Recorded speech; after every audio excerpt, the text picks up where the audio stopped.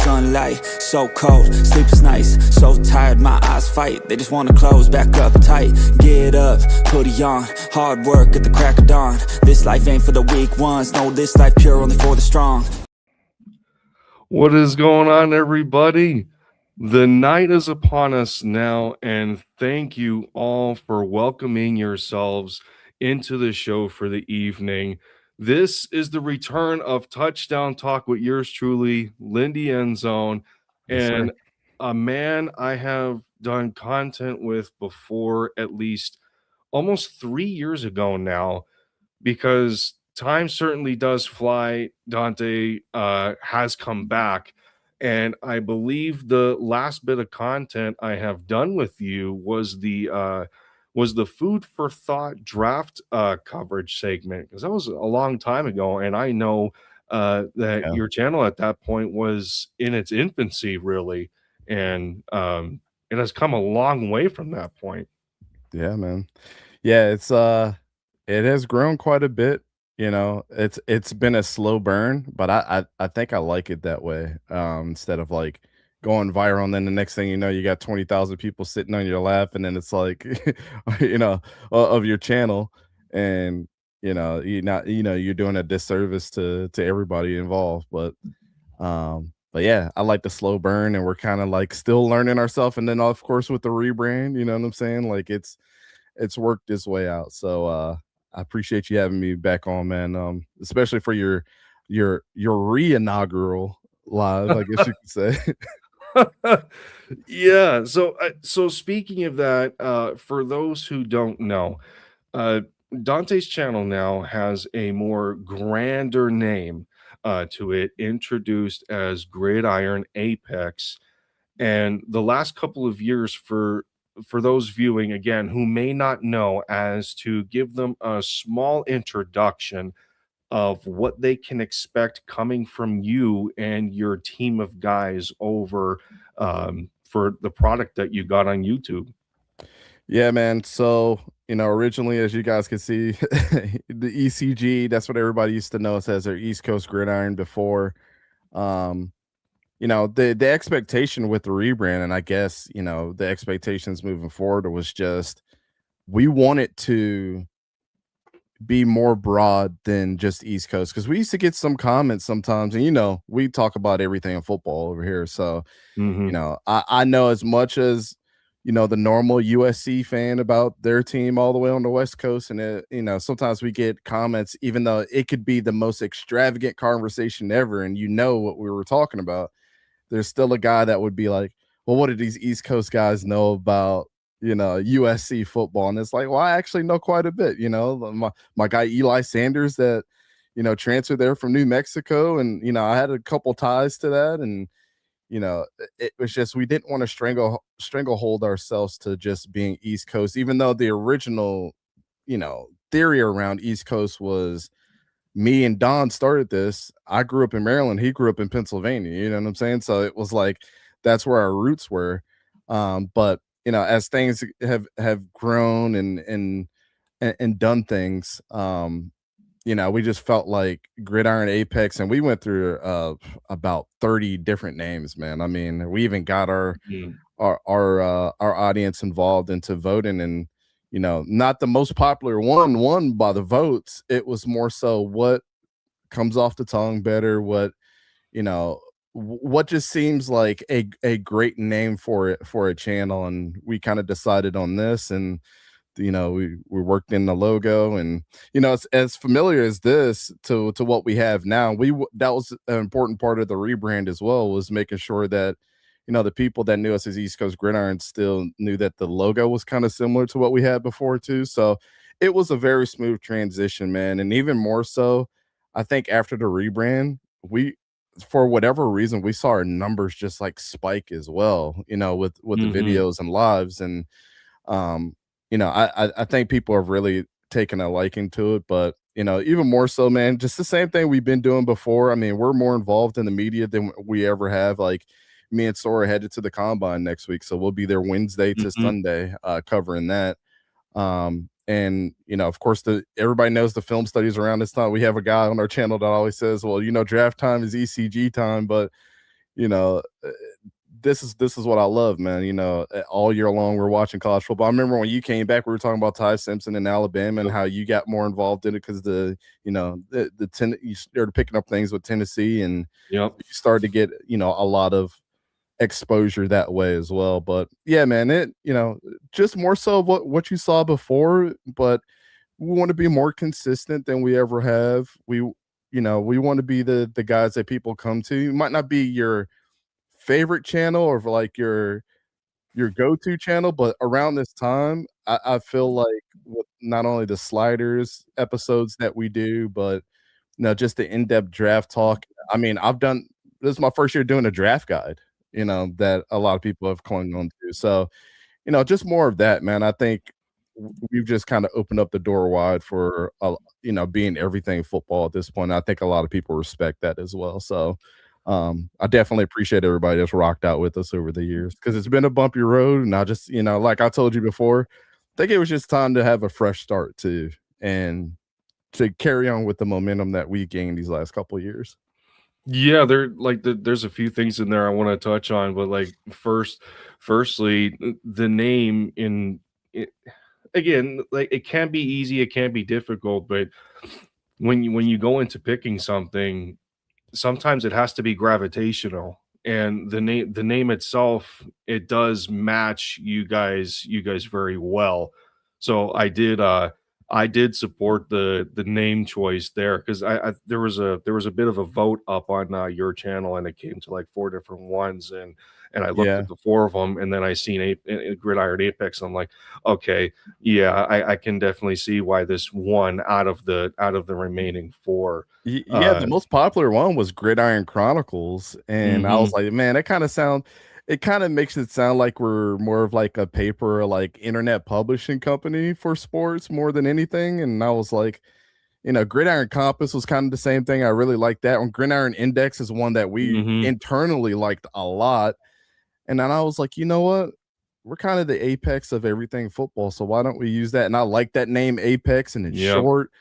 And whenever you hear gridiron, that was like the core of every obviously throughout the name, like gridiron was like the core of what we wanted to be because, even when I told you in the past, I didn't want anybody else to get confused that you come here, it's all football. We're not talking about soccer, basketball. Right. When you hear gridiron, it's all football anyway. So I just felt like that rang more true than just the popular void of Gridiron Chronicles. And see, my wife, Mhm. she liked Gridiron Chronicles when we were talking about. She's like, I like that one the best. But even my dad called me. He was like, you know what, Gridiron Apex is really a better name Mhm. than what people give it credit for. So I was like, I appreciate that. I mean, I think Chronicles would have served a better purpose if your primary focus was more of the historical side of the game of football. That I think that would That fit. makes I sense think that too. would have fit a lot better. But Yep. Apex has a grit to it that matches Gridiron very well. So yeah, I am happy with seeing that. So and Yeah. then the other two things were, funny enough, I'm native to Pennsylvania, and my wife is native to Maryland. So there's kind of a interesting connection going on there. And Yeah, then that and it then is.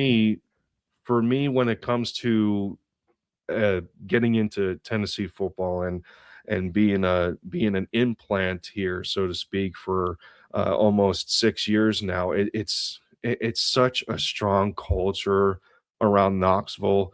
They love their volunteers here. Anything volunteers related when it comes to sports, football, basketball, baseball, softball, it's it's just it's almost night and day with a lot of other fan bases, really. And I can only speak to the degree that I live here. So if the context doesn't really if the context doesn't match reality with the other programs when it comes to college football, I apologize. But how I was able to just really absorb myself into college football and gravitate towards it. It allowed me to really invest more time at the collegiate level of football versus just staying strictly to the NFL. and just watching Tennessee's season unfold, it was pretty cool. It was pretty cool to me. Yeah. So, and I would say, like, with your channel, the evolution of content that you provide has grown very well.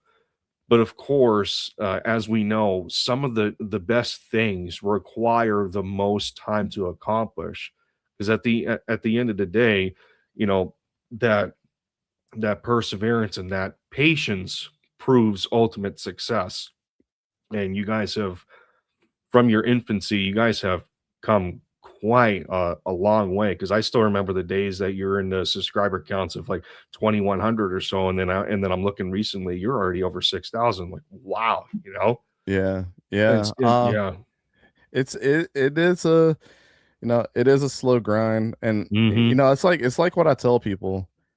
It's harder to grow a channel like this because we talk about every team that we can. I mean, when it comes to it being April and May, we're going to start breaking down like all the divisions and all the conferences, as a whole, and we're going to pretty much touch all 100 and what is it, 137 schools now in FBS. So it's like Yep. that's hard to do and keep up with everything. But like if I talked about every single sport, I wouldn't have time to even be. I don't want to say we're experts, but a quasi know what we're talking about. Like I can almost name you at least a couple players from each team in FBS college right now. So, but that goes to paying attention to recruiting and Yep. understand those guys at the high school level. Like last year was awesome because I got to be at the regional for the Elite 11 for the first time, and I get to see some of the quarterbacks that are coming into college next year as freshmen, and some of these running backs and offensive linemen that I got to see there when I was filming and taking notes and talking to these guys. Like being at events like that makes you it makes me appreciate the game even more, because not only did I coach at the high school level, but I played at the high school level. So like Mhm. you know, that is the foundation of our sport, regardless of what people want to say. High school level football is the foundation. And, we came into this thinking that, and I also do the high school film reviews too of like guys that reach out to me. Like, I have a list of film that I watch for guys for free, and I don't charge them a dime because I know how it was. Like, sometimes my parents couldn't afford for a camp, but if I could get any external coach, and it takes a lot of balls for a 16-year-old kid to be like, "Hey, can you tell me what I'm doing wrong that my coaches are not telling me?" Or, Right. Can you give me some extra coaching? So when I started doing that, I was like, man, maybe I should really join some high school events like the Elite 11 and things like that. And, when I started connecting all three of them together, I think people, they might not watch those high school film reviews or even care that I'm at the Elite 11, but they know at some point in time that I'm connecting all three of the pillars of our sport, high school, college, and NFL, and in some Mhm. sort. And so I think with that too, like I said, we might not be everybody's favorite channel, but when you turn on a video and you see us talk, you're like, okay, yeah, I know this dude was here. I know he was talking about high school at one point. I know he was out there watching those kids. I know he is doing high school film reviews. It makes you feel a little bit better that we're boots on the ground with a lot of this too. And so it might be a very, very analytical from that standpoint, but I think Yep. a lot of people appreciate it. Like you were saying, it's a slow burn, and we're still trying to find like kind of where we fit out in this space. And that, Lindy, like I was telling the guys the other day, the amount of times that we've almost thrown a line out there in the water and tried to see what fish would bite was because we are still trying to discover what our audience liked about us. And then it came to the conclusion that it's like, you're either going to like it or you're not, and that's where we kind of threw off the Batman cape and we're like, we are who we are at this point in time. So, but the cool thing about our channel is you don't have to watch every video. You can pick and choose and go back in our Rolodex and see if we talked about your team at some point Mhm. and just consume that content. So, like I said, it's hard to grow a channel like this because, as much as I want to say, hey, man, we would be at 15, 20,000 subscribers at this point if we were just a team specific channel. because I think the quality is there from everything that we do, from the graphics to the live streams to everything. I think we should be at a higher subscriber count because of that. But I don't think a lot of people know, like, the amount of people that go viral in this space is such it's less than 1%. So if you see that content creator that just blows up, just know they're like 1 in a million basically, because you can go out there and see like guys that just started a podcast yesterday. There's probably like 5 or 10 of those guys right now that are trying to find their way up. So I always Mhm. appreciate when I knew I was at 1 subscriber or 0 subscribers at one point, just like everybody else. But one thing I can Yeah. one thing I can say, and Linda, you probably came back, you're like, dang, ECG or Gridiron Apex at where we are now, man, we always gonna put out some content. You know what I'm saying? We always gonna be consistent. No matter who was here before, who was here or who's not here. The one thing that was the constant I knew that was important was me. You know what I'm saying? So, but also having the appreciation of knowing that everybody that was either the part of this had me on their live stream, Mhm. had a debate with me. Everybody was important to the growth of this channel. So I'll never shoot the guy in the back that helped me at one point, but Right. sometimes you just got to know, like, the previous guys that were here, we might have had conversations about this might not be the avenue for you. So those are the difficult things that people don't see behind the scenes, but like that all has to do with the growth of the channel and understanding your audience as well. So, but I know I'm not a one man band, but that everybody had. I feels like you and like our whole community. Everybody, I always feel like everybody's had a hand in helping this out. Like everybody's a part of this. You know what I'm saying? Yeah. So I'm very grateful for that. Yeah, there's a lot of integral components there for sure. I mean, Yeah. the level you look at it, over 6,400 videos. That tells you all you need to know. So, Yeah. as far as I go, by the way, I haven't even hit 300 yet. So that You're that's gonna just get there, that's man. that's just the level difference right there. That's just the difference. But I wanted to make this a bit of a educational program, which is a little different to a degree in some of my previous touchdown talk segments. But beforehand, I did want to get your take on the result of the Jacksonville Jaguars this year, because some Yeah. funny memories of mine were taking part in some of the draft day streams in which it was a comedy fest on your end with some of the selections for the Jags in those specific classes.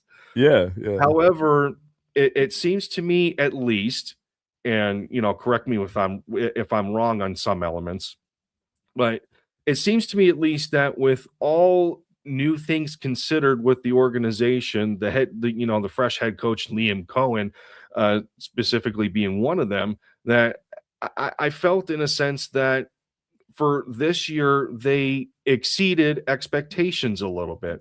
And I know they were projected to win about 12 games. They finished 13-4. They were the sixth best offense and the eighth best defense in terms of points per game and points allowed. Only one of their losses, not counting the playoff game, of course, only one of their losses was more than a one-score game. So Yeah. I'm looking at it on paper, and they had a pretty good year, but I wanted your overall take, from the beginning of getting to know you, and how close you are in fandom to the Jaguars specifically, and seeing a video that you made about Jacksonville might having to select a quarterback early with the whole up and downness of Trevor Lawrence. So what how did you think they did to conclude this past season? Yeah, I was actually surprised, man, because I wasn't very high. I thought that let's go into when they hired Liam Cohen. Mhm. I love the hire. I saw what he did with the Buccaneers. I knew that, he came from, I think it was the McVay tree at the time. So, there was a lot of good things to look forward to from that aspect. And Baker Mayfield, of course, has been an up and down quarterback throughout his career, but coming off his best year with Liam Cohen, I was like, if anybody could turn a guy around like Trevor, it might be him. But I just thought it was a little bit too late. And then they hired James Gladstone. So I have not a personal relationship with James Gladstone, but as a lot of people know, I went through the NFL scouting program 2 years ago, and James Gladstone was one of the guys that, he was an assistant GM for the Rams, but he was one integral part of me understanding how to scout players even more, and understanding kind of like, the financial aspect of the NFL that a lot of people don't know about. But he's a young guy. I mean, me and him are around the same age, and so I kind of clung on to everything that he was saying. It's not the fact that we don't respect our elders, but if somebody's around your age and at a higher, you don't want to put people on the pedestal, but like, obviously this dude's making buku money and is in the NFL. He's in a position that a lot of people would love to be in at his age. Like, you're not 30 something years old and now you're a GM for a high rising NFL team right now, unless you know what the hell you're doing, right? Why take a chance on a 30 or early 30 guy, year old guy to run your front office? But and so when they hired him, I was like, wow, this is kind of like it's kind of a weird moment for me, because I'm like, I'm happy for James, but I had my reservations as well because of his age. I mean, anybody would. But when he came in and then Tony Boselli started stepping into being kind of a player personnel type of guy, I was like, wow, the trifecta of all those three might actually work. Then you go into hearing the talks about Brian Thomas Jr. being traded and all this stuff, man. And then the one thing that you're just looking at that point in time is like, okay, well, what about Trevor Lawrence? Then we go into the draft and we trade everything away to go get Travis Hunter. And I'm like, this is not going to work. But a positive came out of the negative this year, even with that in his injury, that we didn't need Travis to be successful, because Trevor had his best the last 5 games of the season was the best that he ever played in his career. He was on an MVP path, at that point in time, and we were the number 1 offense for those 5 weeks. And so I was like, wow, Liam Cohen has not only found depth, and I loved our draft for the most part. Bishal Tutton, I was a big fan of his, and a couple of those other guys. But the way our defense turned around after losing so many guys, and the way that offense played, and it wasn't like a true number 1 guy. And you've been a part of those draft streams. When we drafted Parker Washington, that was the only person I was excited about over the last couple of years. And he finally showed up to being really our number 1 receiver towards the end of the season. So, yeah, man, I'm excited for our future. I'm still not sold on Trevor. I mean, it took you 5 seasons to get up to this point, but my expectations for him are low. But this is one of those things where it's like, he doesn't have to play great, because the whole team, the way that Liam Cohen and the rest of the coaches have this team going, is that we can win without a great quarterback performance. And I don't know if people realize that yet. And so, and another thing is when we picked up Seth Hennigan from Memphis, who I was really, really high on as well. And I was like, we need young blood to come in this room and just threaten the fact that, like, this is not CJ Beathard that's just going to assume the second string position. We had, you had Nick Mullins and you had Seth Hennigan there to kind of like push the needle up. And I think that, the hairs on the back of your neck kind of stand up as the starter at that point. And you start to hear it's, come on, Lindy. It is impossible for these guys to not hear the noise when they're in the front, walking around the facility. Like, Trevor is a bust, but how can he not hear that, bro? He can say that he doesn't, he ignores the noise, all that, but like you had to know not only the writings on the wall when they get 2 brand new quarterbacks that's never been in this room before, and also the noise is just bearing down on you. And now they're threatening to trade away your number 1 target. Like, yeah, it almost seems like they were trying to set him up to fail. But I really think that a lot of, and you know a lot about it being an Eagles fan with the AJ Brown thing. How much of this stuff just get fabricated by the media to help these guys elevate themselves in the big moments? Yeah. I always wonder that too. Maybe somebody's like telling a reporter, like, yeah, there's a problem in the locker room, and you saw it with AJ Brown. There's really not, but of course he hears it and it's gonna piss him off, and he's gonna come out the next game and catch a touchdown pass when you really didn't think he was going to seal the game. So I think some of the stuff is fabricated, but it hey, if it helped them out those last 5 games to get us into a playoff contention, by all means. And a couple things had to go our way. Like Daniel Jones had to get hurt with the Colts because they were definitely looking like the number 1 team in the AFC when he was healthy, right? But yeah, this is definitely one of those situations that I'm glad to see, but I still am apprehensive to. I got to see consistency at this point. You know what I'm saying?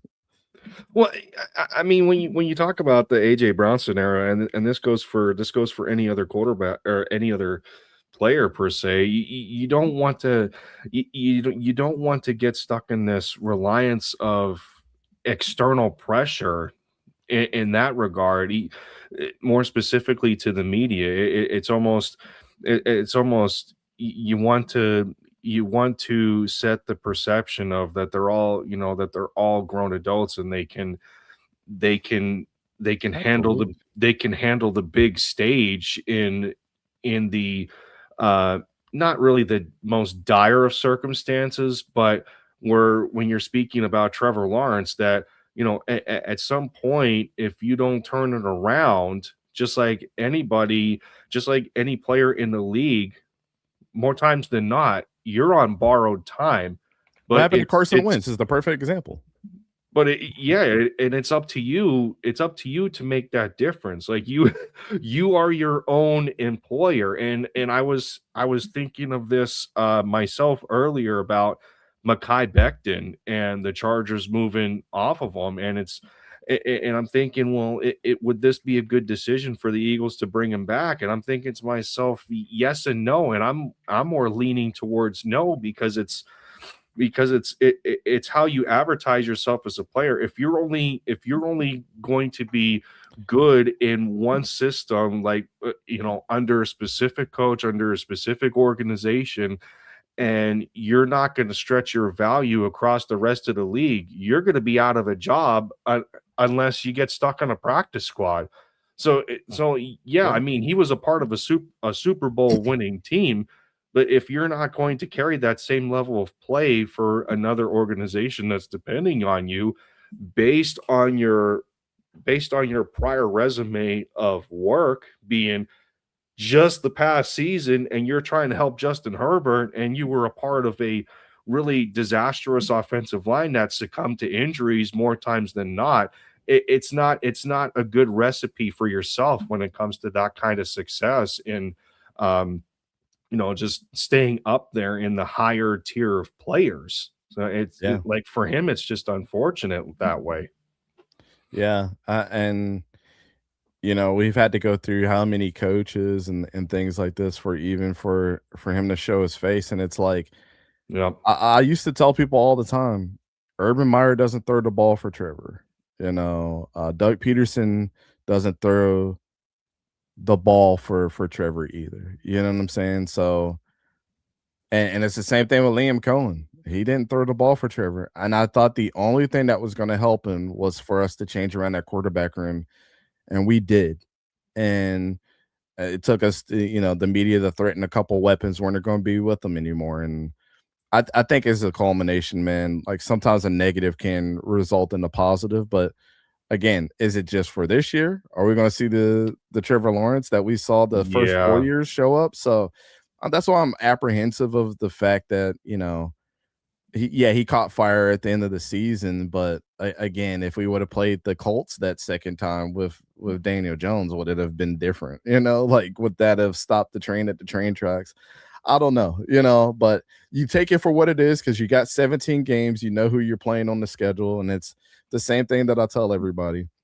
You could say what you want about the Denver Broncos and Bo Nix and all those guys, but they had to play who was in front of them, regardless if you Yep. thought that they were a weak opponent or not.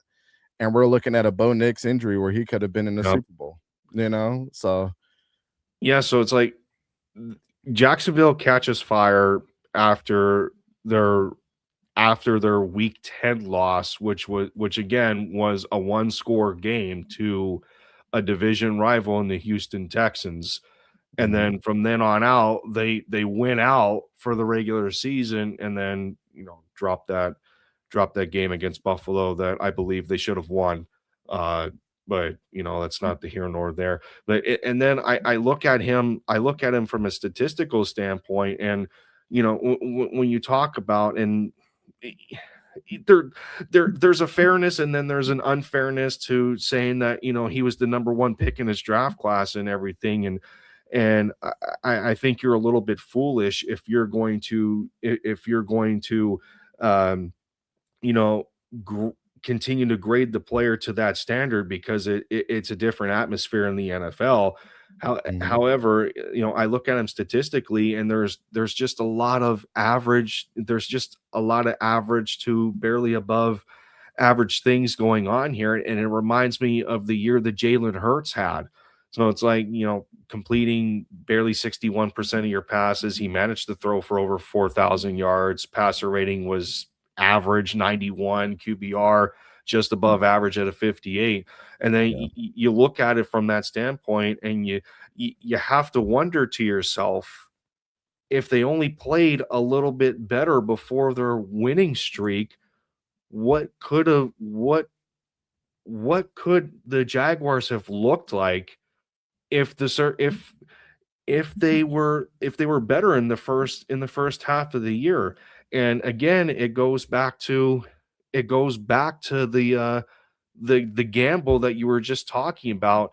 It's taken him like 5 years to this point to show his true value as a quarterback, and you're on the fence as to whether you want to buy in or not when you're not really in a fully committed position to do that. So yeah, it's like rocking a hard place at this point. Yeah, it is, man, and you know, again, I'm always to the point with any team of you are who your record says you were at the end of the season. So, I mean, I hate to keep bringing the Broncos as a conversation piece, but how many people thought that the Broncos were absolutely going to go into the playoffs and that they were fluky all year long? And again, there were one Bo Nix broken ankle away from being in the Super Bowl because a lot of people thought that they would have beat the brakes off of the Patriots. But the narrative changed once they started winning playoff games. Why is that? Hmm. Like they proven all season that they were the one, if not the best AFC team. And now we're having a conversation of like the Patriots would have given the Seahawks or the Broncos would have given the Seahawks a better run for their money. And it's like, why is the narrative changing now? Because everybody thought that they were fluky. So, but Yeah. your record says who you are Yep. every single time because unlike college, and we talked about college before, right? It's not like Tennessee going to go play Appalachian State. You know that Tennessee's going to beat the brakes off Appalachian State at any given time. Maybe there might be an upset over the years that comes up, whatever. That's what happens. But in the NFL, every single team is a challenge. They present their own challenges. Even the Jets are going to present their own challenge, even though they didn't get an interception all year. But I think it's more so like this team is just a little bit better than the next team, right? In the NFL. But these are still pro players that you got to play against that present different issues for your team. So I don't take any win or loss lightly for any NFL team. And I think how many times has the season going on and fans just overlook that? Like Hmm. you can't say, oh, we should have been better than 3-14. No, your record says that you were 3-14. Like we could sit here and argue about it until you're blue in the face, but the Jaguars were a 13-win team, regardless if I liked it or not, or thought that we should have been that record. We were that record. So in the next season, my expectation is even higher for them than it would have been last year because they've already set the precedent of like, we had an injured player here. We had a player that stepped up to the plate. We had Trevor Lawrence play the best that he's ever played. If those realistically, and me and you are very analytical, right? Like realistically, if Trevor Lawrence goes in there and he plays the way that he did those last 5 games, what's stopping us from being in the Super Bowl? Absolutely. So that's what my expectations next year would be if a lot of things don't change with our team, right? So we re-sign the guys that we need to re-sign. If anybody's saying that the Jacksonville Jaguars are not an NFL Super Bowl contender next year, then everybody's just been lying about how they felt about Trevor Lawrence the last 5 weeks of the season. Yeah. So, Yeah, I was kind of in that position to a degree with Jalen Hurts early in his career. Unpopular opinion. I believe that they paid him a year too early. That's just my opinion. I'm gonna stick with that because I did not want the organization to make the same mistake that they did with Carson Wentz. Like he leads the Eagles in 17 on this magical run. He gets hurt. He doesn't finish the season out, and then but by all means, Nick Foles comes in and just does the miraculous. And on really such to that point, it was still such a small sample size for Carson, regardless of the fact that he was picked as high as he was in the first round. I still thought at that point for him, paying him was way too early because there wasn't enough evidence there for me to justify that type of payday. And and I thought the exact same thing about Jalen Hurts, but you get to I two agree with Super you there. Bowls. Yeah, but you get to two Super Bowls. You play better than Patrick Mahomes in the first one, but you lose. I mean, yeah, you can pick on him for the turnover that he had in the fumble, and that was probably the biggest difference in that game. But you get to another one, and not only does it paint the same story as we did in 52 against New England, getting revenge on them for a previous loss against the same team, but you do it again to Kansas City, who was about to three-peat. So like it's two fantastic stories, and you can argue in a sense that Jalen paid his contract off in that regard. So it's like, but again, and I'm gonna roast myself for a minute here because before I returned to the channel, I was one of those radical morons to a degree that wanted Jalen benched in this past season, but not for and for those who are interested in my opinion on that, you can watch one of my most recent videos on my channel because I talked about it. But it was not for the reasons that you think that I wanted him benched. But to the super chat here, when you say save quarterbacks, I can easily answer and say that it's not going to be Jalen because he's got that no trade clause stuck in his contract. So I mean, who would you consider in that category? Yeah, Mac Jones is the first one that comes to mind for me, just how he performed when Brock Purdy was out, and I feel like somebody's still gonna see his value somewhere. But now I have this sneaking suspicion, man, because and we've seen this over the years, so I don't want to hear anybody talk about contracts because that it gets thrown out the window at so many different times, and people are willing to take on contracts and things get worked out. But I have this sneaking suspicion that the Buccaneers might entertain a trade for Baker Mayfield. I have this weird suspicion, man.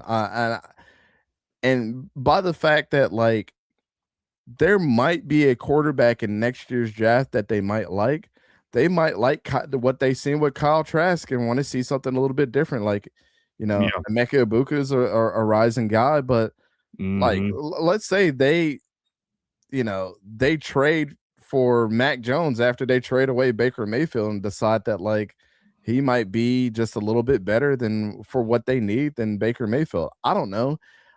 But I really think Mac Jones is kind of like the safe guy. I saw Joe Milton's name thrown in there.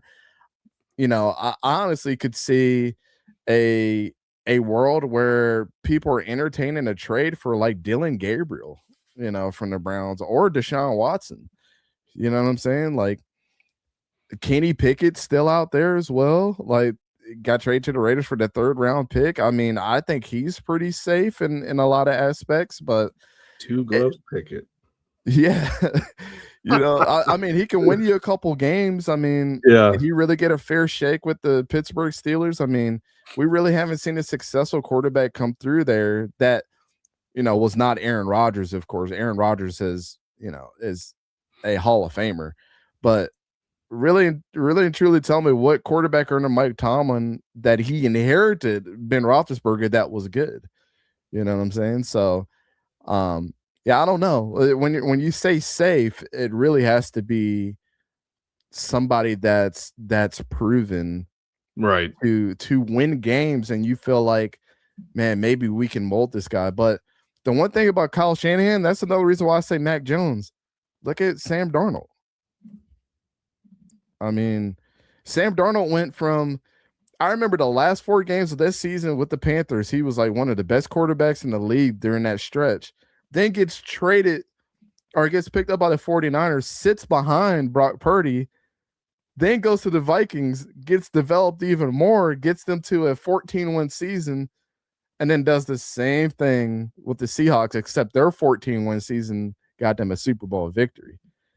But I really think Kyle Shanahan, man, if you don't think that guy is some kind of quarterback savant at this point in time, I don't know what does he have to prove? They shouldn't have won as many games as they did this year with all the injuries that they had. And they didn't win the NFC West this year, but they were, I think, because the Seahawks beat them, right? If the Seahawks didn't beat them, they would have won the AFC West on all backups, basically. That's crazy. So let's get some classroom elements started here. This is going to be the exciting part. So, it's like the you're in there, you're in the weeds, and you're waiting for that little piece of gold in the midst of the sand. So here we go. The atmosphere is very exciting with the draft around the corner. Yep. In the regard of fan bases for every team to hope in the same improvements that they come up with through the use of mock drafts, free agency lists, etc. But there's a lot more to it than taking a plug and play approach. Right. So to you, what is one of the very first things you look at when it comes to determination of roster construction? I always go to what everybody gives, the biggest point of emphasis on when it comes to teams not doing well. And my mind immediately goes to, well, our quarterback would be good if our offensive line was good. Right? So I go with that a lot. I mean, offensive line is important. The Bears pretty much changed their whole team around this year with not only a new coach, but what did they emphasize this offseason? Let's go and go get all offensive linemen. So I think that if you don't emphasize that, it's the single most handedly the biggest reason why you're going to lose. And I also think the same for the defensive line. I wouldn't say your defense line, your front seven. I think your front seven is more important than your DBs. And nobody can probably understand this more than Eagles fans. I think what people, how can I put this? I think when people say tackles are an overrated stat, I hate that because they're not. They're absolutely not. You guys got Zach Bond and it immediately made you a better team. The one reason why you guys couldn't get through that Super Bowl win a couple years ago, or you lost that Super Bowl because you couldn't tackle. You couldn't tackle an open space. That was one of the biggest reasons. I literally was telling my wife this. I said, the Eagles just can't tackle. They have all this talent on this team and they can't tackle. So it's funny that you bring that up now because it was almost for a comedic purpose that I found it on X, and it turns out to be a misspelling. So this was going to be later in the program that I wanted to ask, like for entertainment purposes, where it says here, if you think so, this was supposed to say tackles. So if you think tackles are an overrated stat, ask the Eagles how their Diet Bowl win tastes from a couple of years ago. Yep. So that was a bit of a That like must have been a late an night text. Well, autocorrect. so I was gonna be like, this would be good for the sake of entertainment, but also trying to decipher why that was, why that was said and where the value is in it. And it seems like you're If bringing it anything, up I right am as now. I'm consistent, man, because I didn't even know you were gonna pull that. And I mean, to be honest, it's so to me, it's so true. And then like the building blocks of football are not that hard to understand. Like, yeah, I mean, I could break down X's and O's till everybody's face falls off. I really don't try to Yeah. do that too much on our channel. I don't try to get like too much in the weeds. But some people will ask me, like, hey, what is the concept? What would this be like? And I understand it from what I understand it. And I always try to seek out more information. But at the end of the day, the fundamentals of football are if you have a strong offensive line and a strong front seven, it makes everything easier on your team. There's no bigger example that I can also give you than Sauce Gardner. Mm-hmm. Quinnen Williams, Quincy Williams, all those guys that were on that front seven made his life a lot easier his years with the Jets. Let's not sit up here and kid ourselves. It did. And as soon as Quinnen Williams went to the Cowboys, their defense got better. There's no coincidence on why this is true. So I think starting a team, I would focus offensive line first. And then you can go through the history of this. And Lindy, you're around the same age as me, and we both remember this. Mm-hmm. Remember Rick Grossman going to a Super Bowl? You remember Trent Dilfer winning a Super Bowl? You remember Brad Johnson winning a Super Bowl? You remember Rich Gannon? Well, Rich Gannon was the MVP that season, but like Rich Gannon didn't really have that great of a career. Rich Gannon won a Super. The point is, guys, you don't need a great quarterback to have success. This is a very on certain channels and networks and outlets, this is a very almost exact type of tired conversation I hear, because they always put Jalen Hurts in the same conversation with like, you don't need a great quarterback to win a Super Bowl and what have you. So so again, again, much like the post on X, it's funny that the exact same talking point is being brought up, but for a very different reason. Yeah. And and you talk about the defensive line in that regard. Well, it's that's what is part of why football is the ultimate team sport, because of how every single position relies on each other so strongly. So it's like you take the D line for example. Well, is and excuse me, sacks are a very good context clue to me as to how well a secondary plays versus how well defensive line plays. Is it a sack that's the result of a rush, or is it a sack that's a result of just very good coverage that the quarterback has nobody to go to, and they're sitting in the pocket longer trying to wait for somebody to get open, and well, too little too late, it ends up being a coverage sack because your corners are so good at what they do, being very sticky to the receiver.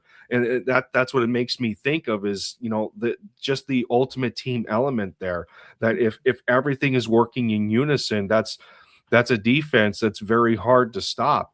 But if again, if you do not value the if you do not value specific positions correctly, the dominoes fall at that point one by one, and you're not going to be as successful. Can you let me ask you a question? So nobody can ever give me a great reason why there's a difference between these two. What's Oh, really the no. difference between a tackle for loss and a sack? What's the difference between the two of them? Yeah, like when it really comes, let's say the linebacker tackles the running back for a tackle for a loss of 5 yards. Let's say that the next play somebody sacks the quarterback for a loss of 5 yards. What really was the difference between those two plays, and why does sacks get over glorified more than tackles for loss? I'm not really sure. I mean, it's a tough one, but for me, I would say like defensively, there's almost no difference because they're both positive plays. The only time contextually it would be different is if the sack did not result in a loss, and much like the same goes for a rush when the running back gets it. If they get stuffed at the line of scrimmage for no gain, it's almost the exact same thing as getting a sack for a loss of zero. Like the quarterback gets stuck at the line of scrimmage. So I don't really see a concrete difference between the two, other than the fact that maybe for style points, that's why the sack is glorified the way it is. But at the Mhm. same time, it's just as strong as a defensive play to get a tackle for loss, because the defensive line is doing its job and plugging the holes up, being one step ahead of the offensive line. So it's like they go hand in hand with each other. Not to mention the fact that it's still it's still considered a sack if the quarterback even gets like a 2 yard gain. As long as he still has the ball, it's still considered a sack for whoever tackles him. So it's like, Yep. so there's I always really, break it yeah, there's no difference. I always break it down like this. If I showed you a stat sheet and it said this play went for negative 5 yards, Mm-hmm. nobody would know the difference and even care. It would just No. be like, "Oh, that's a great defensive stop." So, a cheat code for linebackers is look for how many tackles for loss they had. Yep. And that tells you a lot about the player right there. The one reason why I was like so high on Edgerrin Cooper a couple years coming out the draft, because I didn't care if he got a ton of sacks, because he had as much tackles for loss than the highest edge rusher in the class had sacks. And I was like, well, there's not really a difference outside of the quarterback being hit. And I mean, if you want to come down to psychologically, you could say, well, it might rattle the quarterback. Well, and I see what you're saying, Torque, in the comments about, yeah, the running back's going to get hit. Yeah, that's true too. But the result of the play, if I was to put it out on a play sheet and not even tell you if it was a tackle for loss or a sack, nobody would care. People would be like, damn, we had a good play that round. But the thing that negates that completely out of both of them is getting a first down. It doesn't Mm-hmm. even matter what happened.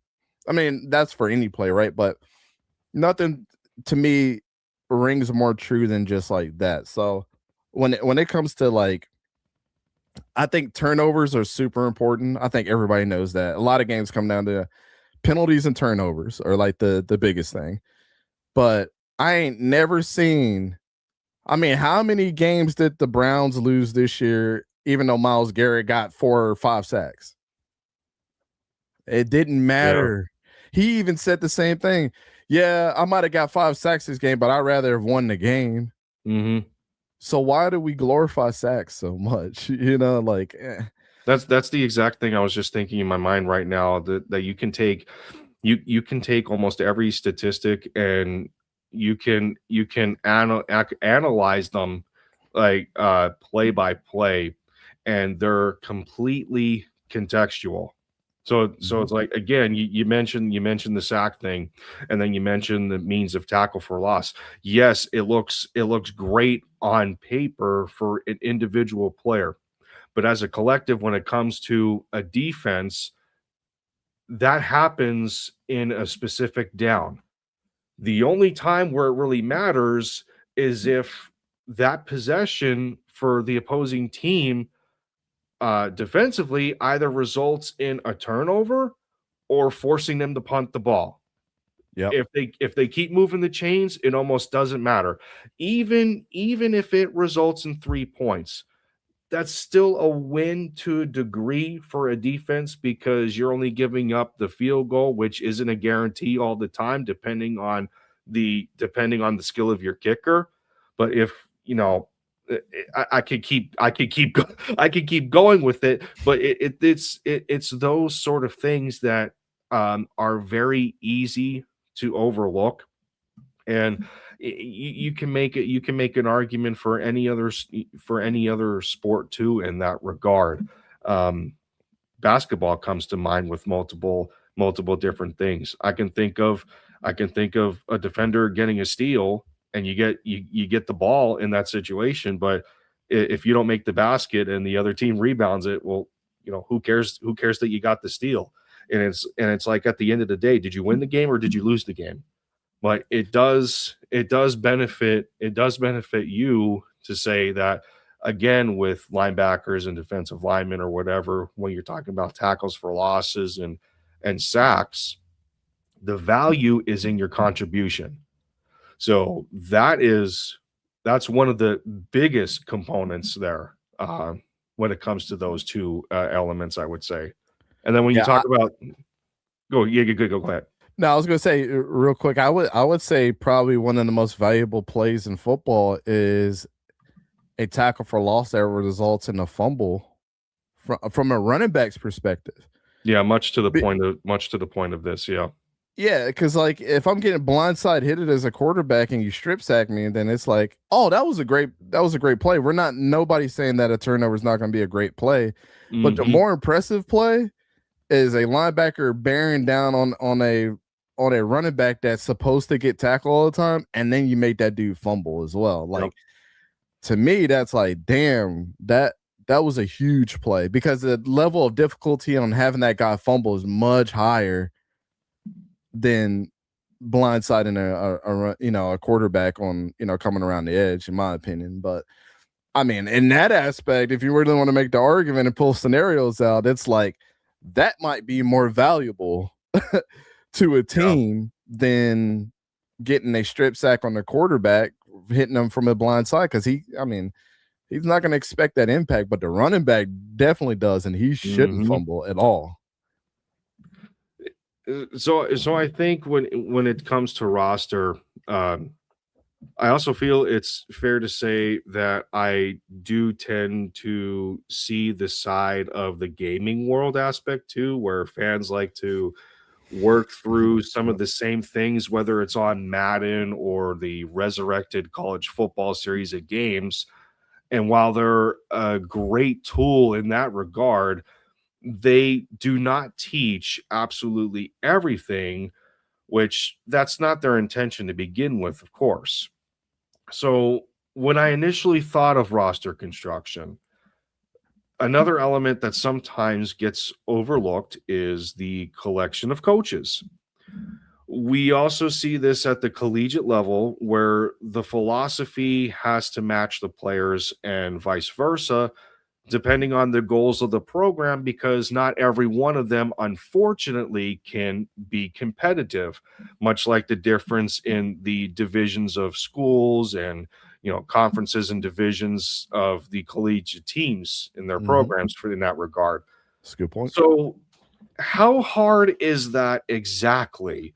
And where in that regard is the best place to start when it comes to developing a collection of coaches? I think even more so, that's probably the hardest thing to do for a team is for the coach to get out of his own way and really go with the best guy, right? I mean, let's say that you've been my defensive coordinator for years, Lindy, or you're my positional coach.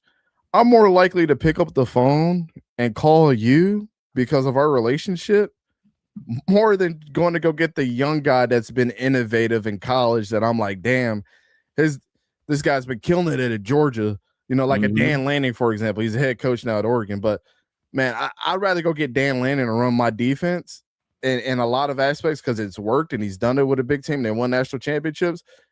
Nah, I'm going to go get Lindy, though, because I trust him. He's going to be able to run my system. So I think it really depends on like who's really gonna, the coaching staffs in general are just a lot of like relationship based, and it's hard. Yeah. It's so hard not to pick up the phone and call your homeboy and be like, Yep. man, it's kind of like when I got my one homeboy the job where we're working, man. When I picked up the phone, like, yo, apply here, man. I could definitely get you on.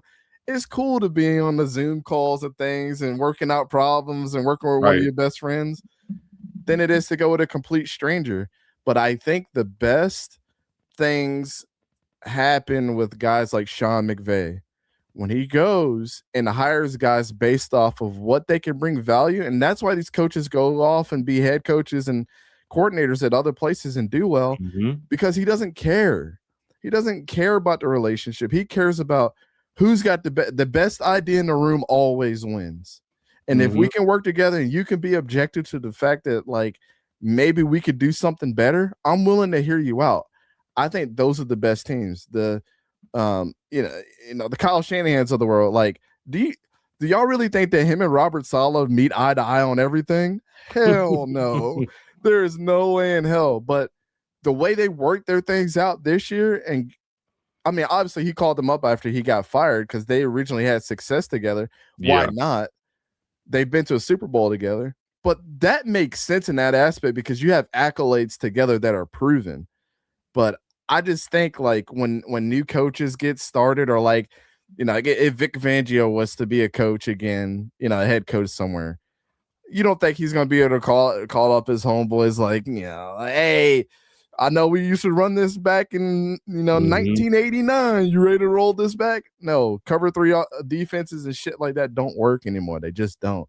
So I think the coaching staffs are definitely probably the most difficult to build, because it's a lot of that. Let's bring my family in to help run, and so I can kind of poke them around and tell them what to do, versus being the Sean McVays of the world that are constantly getting guys promoted, constantly putting other head coaches in the league, and constantly always putting on his Rolodex new shit that he's never thought of before.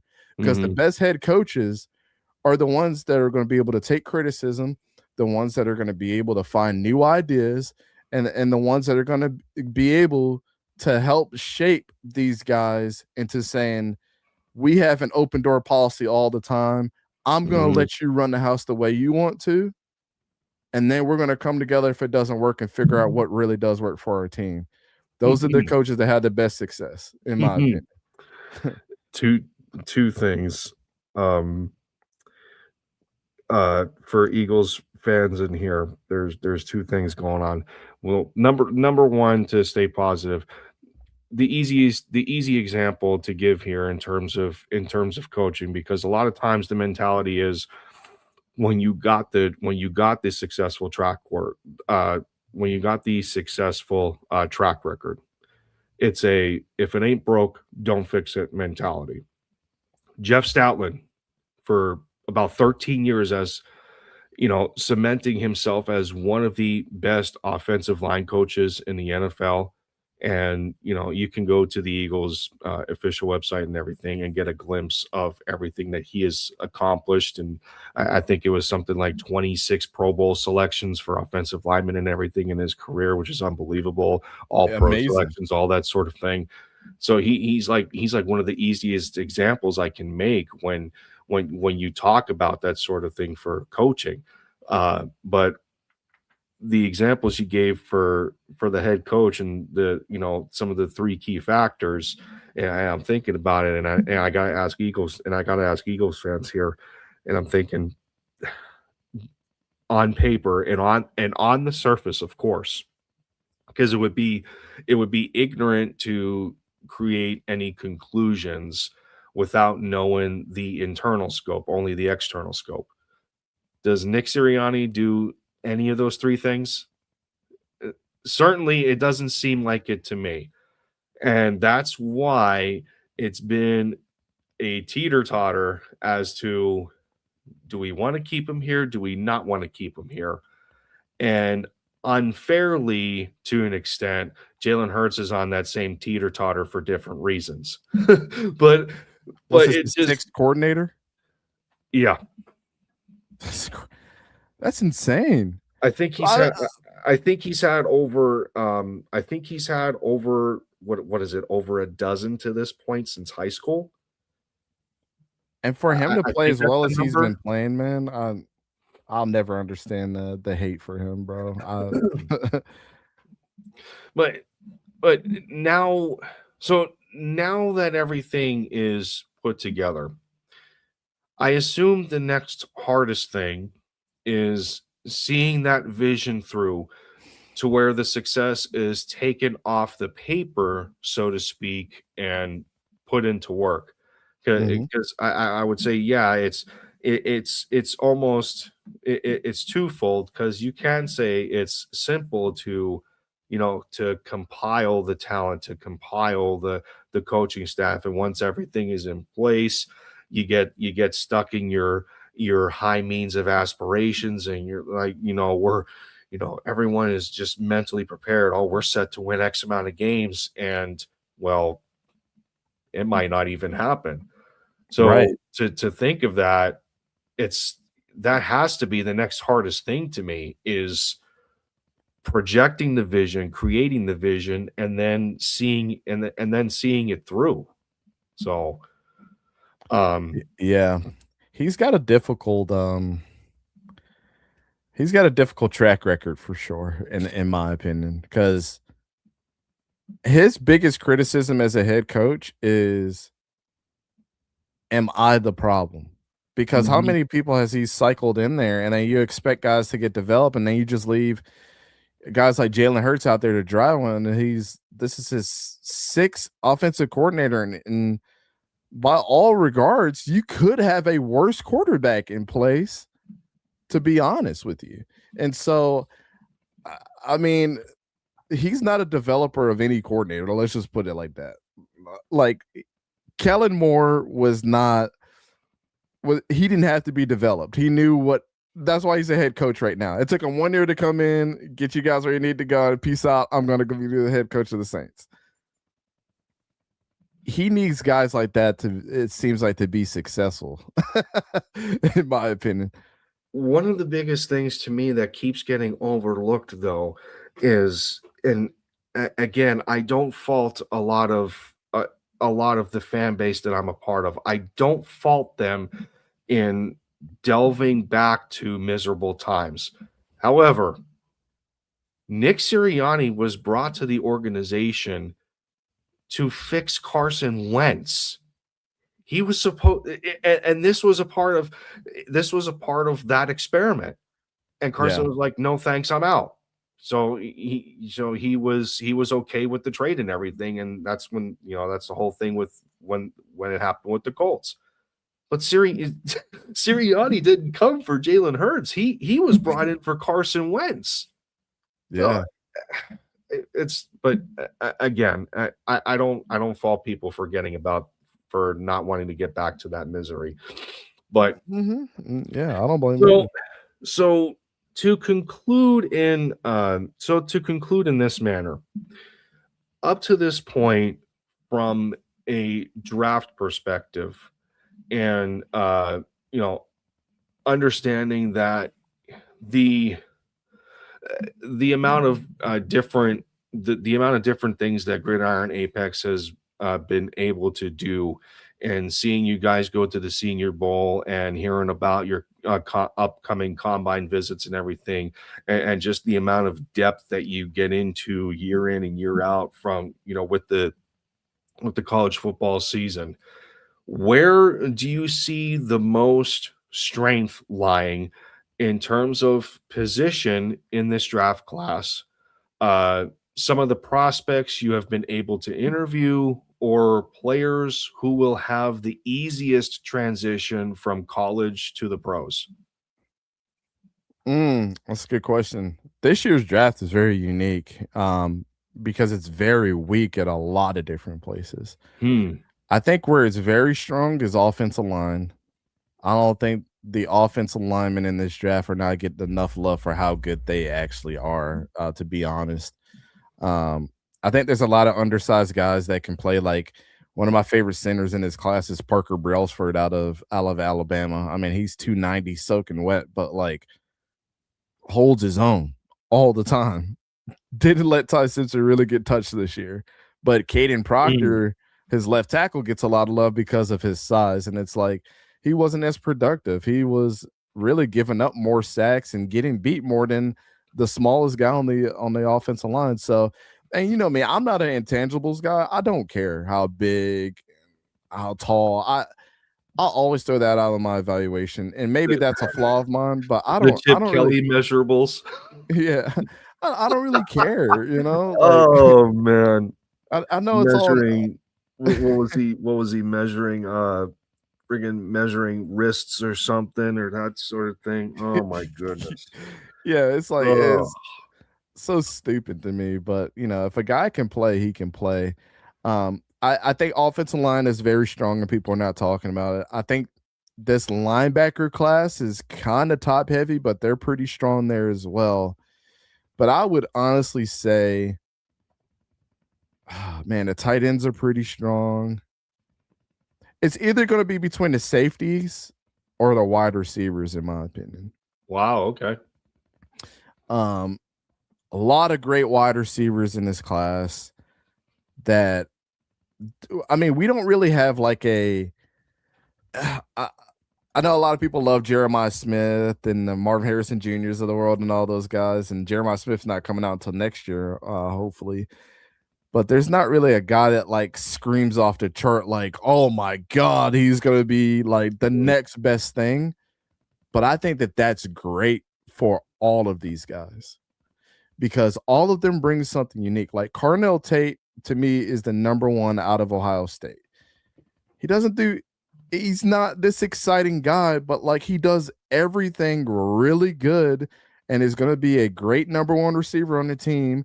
And he's going to be like Terry McLaurin when he got drafted to the Commanders, not to compare to the Ohio State guy, but like Terry McLaurin was really fast, but nobody was saying like, oh, he's going to light it up. I actually talked about him when he came out that draft that year. Don is my witness. I was like, Terry McLaurin might be one of my favorite receivers that comes out. And he ended up being obviously a number one guy for the Commanders. So I think he has that potential. Jordan Tyson out of Arizona State, obviously, is probably the most hoorah guy here that everybody's like, well, if he stays healthy, he would be a clear number one.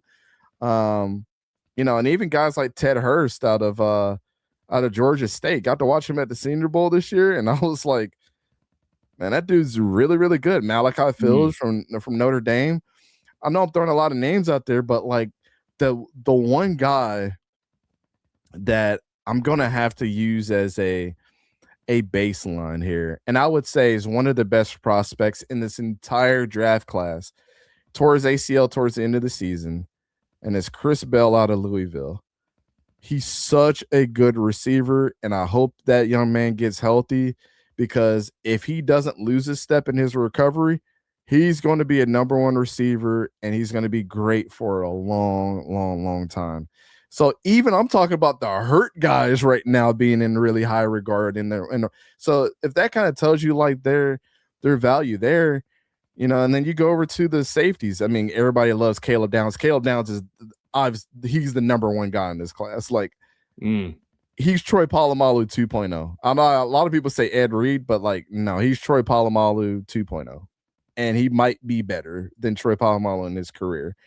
Then you got, you know, guys like Bud Clark out of TCU, Dylan Thieneman, who, you know, transferred from Purdue to Oregon. He might run like a 4.3 in the combine. He's so damn fast. It just goes so deep, but probably my favorite defensive player in this whole class, man, to be honest with you, is the linebacker Jake Golday out of Cincinnati. He is just the old school. I compare him to Zach Thomas that played him for the Miami Dolphins. That's who he reminds me of, just a quicker version of Zach Thomas, man.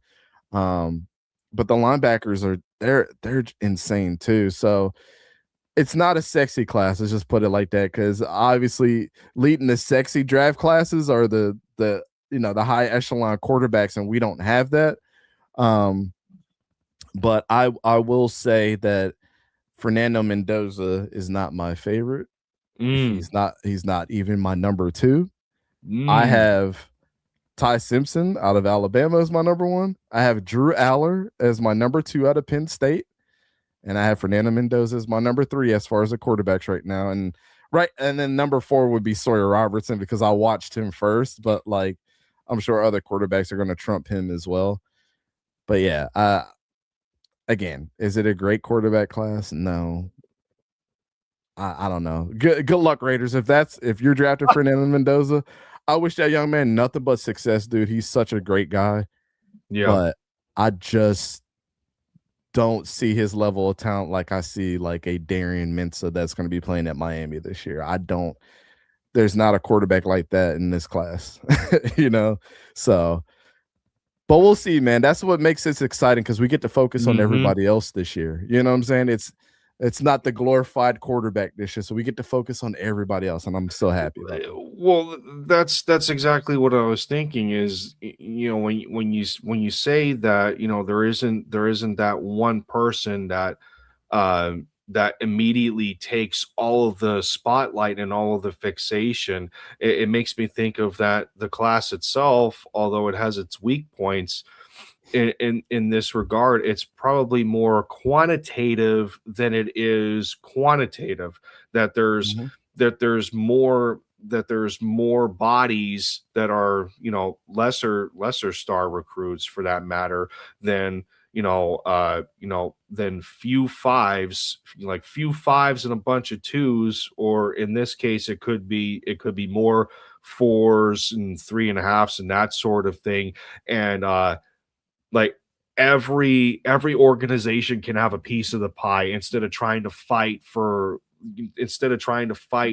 limited best players available. So it almost it seems that the class kind of stretches into the deeper rounds instead of being top heavy. Is Yep. that a fair assessment? Yeah, I honestly think day 3 of the draft is going to be probably the lowest viewership that we've seen ever. Oh wow, okay.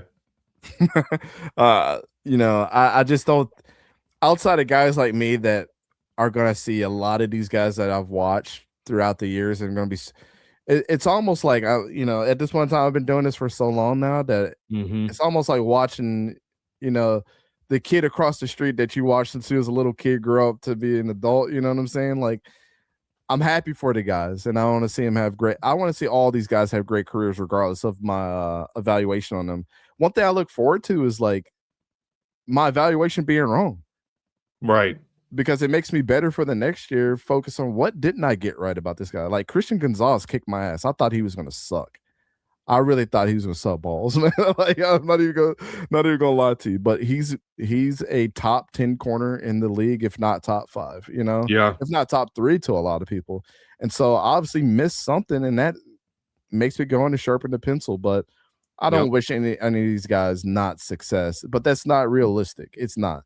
Over 300 guys are gonna be new faces in the NFL, and half of those guys are not even going to be on NFL rosters. That's just the reality of it. So, but yeah, day 3 is going to be way boring for people. But hey, I'm gonna be at the draft in Pittsburgh, so I'm gonna be clapping for those young men as they go across the stage, like if I was at their high school graduation. You know what I'm saying? I'm gonna be happy for them. So we'll see what happens.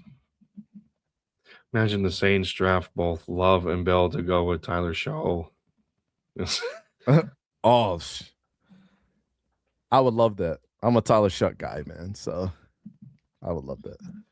Well, I'll tell you what, it was great to touch upon quite a few different avenues and Mhm. add value to the show with the hope of it being something people can refer back to as knowledge for the game of football that can be touched upon going forward. Again, I wanted to I wanted to do something different. And once more, Dante, it has been an absolute pleasure to have you on the program. in being one of the first to reopen the Touchdown Talk series for what is honestly a season 2, if you will. And Yeah.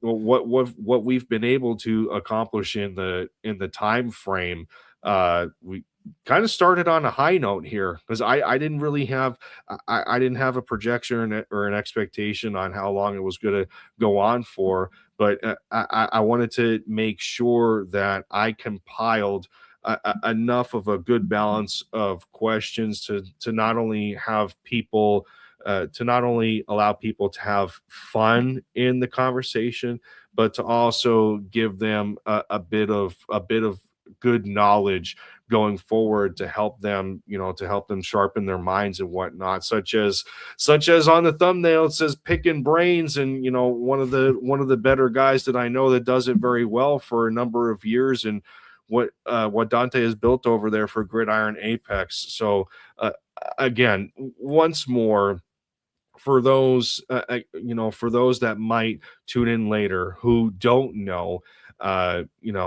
and give a people a shout on where you can be found from here on out, and again, what you ultimately provide. Yeah, man. So, one thing I pride myself on is like the SEO, how to find us easy, right? So, I always tell people go to Google, type in Gridiron Apex, all of our stuff's gonna come up, man. One thing that I'm especially proud of this year is the draft guide that we're putting together. I don't think that there is an in-depth, not a better in-depth look than what I'm giving to people right now, as far as the all 22 that you can get for free, that I don't charge a dime for. Well, I do charge for the for the full preview, but you do get a lot better view and the breakdown of where these players are. Not anything that's not an easy read, for sure. I try to break it down like if I was talking to somebody that doesn't know about the X's and O's. I think that's important too. But yeah, on YouTube, Gridiron Apex. I'm not on Instagram a whole lot, but we're over there. TikTok, we got a pretty sizable following over there, and then X, where I'm super active. It's at Gridiron Apex as well. So, but yeah, man, I definitely appreciate you having me on, man. And yeah, this thing is growing, and kind of my future outlook is just keep bringing the content. And one of the things is like you might come to our stream, you might see me banter with somebody that might that might come in there and be disrespectful. I go right back at them. People think that's pretty entertaining, but outside of that, man, we try not to take ourselves too seriously a lot of the times. Yeah. And I think some of the film studies are some of the most fun, because sometimes we get off on a side tangent and get right back to the film. But I think you need those comedic moments, to let people know that like we're not robots either. You know what I'm saying? All of us have got our quirks and things like that. But that's one of those things that I've kind of, kind of pulled back on, or let loose on a little bit over the years. Is Yeah. we don't have to be super professional all the time. People know who we are, and if you don't like it, you don't like it. If you do, we appreciate you. So, but yeah, if you go into this, if I had to give any advice for anybody, if you go into this thing that 100% of the people are going to like you, you've misunderstood yourself. Not you, that 100% of the people, you see that viewer count go up and you see 40 people in the chat. Yeah. If you think every single one of those people is going to hit subscribe, you're kidding yourself. So yeah. So just go in there and just be you, and people are going to follow you, man. And I see a lot of my mods and stuff in the chat that came through and supported this too. So I appreciate you guys. Make sure you guys go to the description to hit the link and subscribe to Lenny. Let's get them to what you're at 270 now, I believe. It's been fluctuating, to your point, of course, but if I mean 286, let's get them to 300, man. Yeah. In my infancy, I think my focus was a little bit different, and it was skewed to where I was worried about it at first, but I'm really not anymore, because sometimes it's something that's out of my control. Although although we are, we are responsible for what we do, to either make things better, adapt, keep it the same, or get worse. But again, to Red Feather's point here in her in the comment, it's like, the pleasure is all of mine, and I'm not one to allow my, my friendships and relationships on the platform to deteriorate, or get them to a point where they're ultimately devalued. That's something I just ultimately can't do. And when I recognize a level of talent, it's got to be put out there for the right reasons. So, Yeah. again, the pleasure is mine for, to allow, to have me have that opportunity to just, again, picking brains, but it's appreciating the intelligence behind it, and knowing somebody that, puts the work in, that can provide the value that, some overlook when they're in these time frames of having fun with their football teams from the collegiate and the NFL level. Draft time's an exciting time. Sometimes Yeah. it's even more exciting than the playoffs, because it's like, is our team going to take the next step or not? So yeah, this was a very valuable stream, not only for us two in creating it, but for anybody else that was in the stream while it was live, or if they tune in later. And Yeah, for yeah, sure. that's the ultimate goal for this one and any others going forward. But again once more, everybody, a big thank you for participating in the resurrection of Touchdown Talk, in, well, a season 2, if you will, bringing it back with yours truly, Lindy Endzone here, and of course Dante, uh, for Gridiron Apex. Again, thank you very much, everybody, for tuning in. Take care. It is late over here on the east side of the U.S. at 11:30 p.m. So I will bid you all farewell. Thanks once more, and take care, everybody. Have a good See you night. guys.